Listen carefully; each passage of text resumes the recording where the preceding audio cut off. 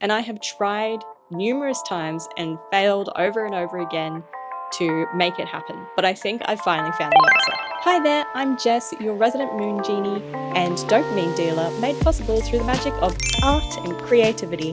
Okay, so for the past 10 years, I have dreamt of making a successful YouTube channel. I'm sure that you probably have too. And if you already have a successful, consistent YouTube channel, my hat's off to you. You probably don't need my help with this video. Over the years, I have thought of various ideas for YouTube channels, including language learning, vlogs, gaming, tabletop gaming videos, unboxing videos, reaction videos to me playing games, living in Japan vlogs back when I lived in Japan on the JET program, and none of them ever happened.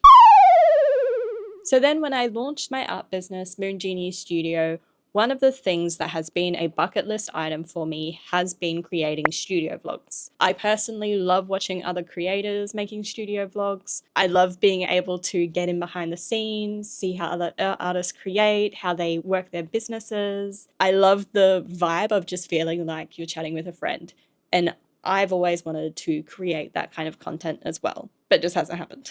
I am literally sitting on hours and hours of already filmed studio content from probably the past several months, and I have tried numerous times and failed over and over again to make it happen, but I think I've finally found the answer. Mini vlogs. So what is a mini vlog, you ask? Let's think of content videos like SD cards. Yeah, bear with me on this analogy. I promise it will make sense soon. To start with, you have your standard SD card size.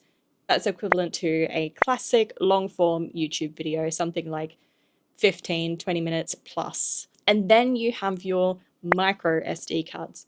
Super small, super quick.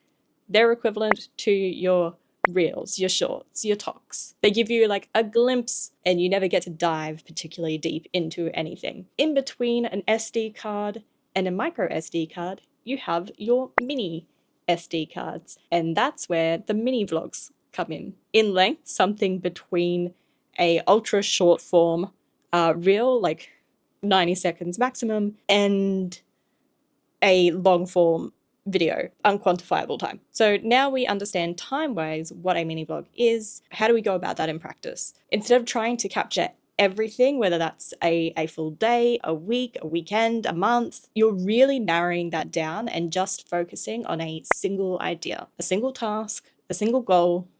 That's it. And for me, I think changing to that mindset of how I see vlogging and making a studio vlog will be really beneficial and just give my neurospicy brain the level of structure and flexibility, the level of structure and predictability it needs to be able to finally progress to the next step. Getting all of that filmed content onto the chopping block and actually editing it. And that's where it stalls every single time, because you have this ambiguous culmination of hours and hours of footage that you then have to try and bring structure to in a normal studio vlog. Or at least that's how I feel.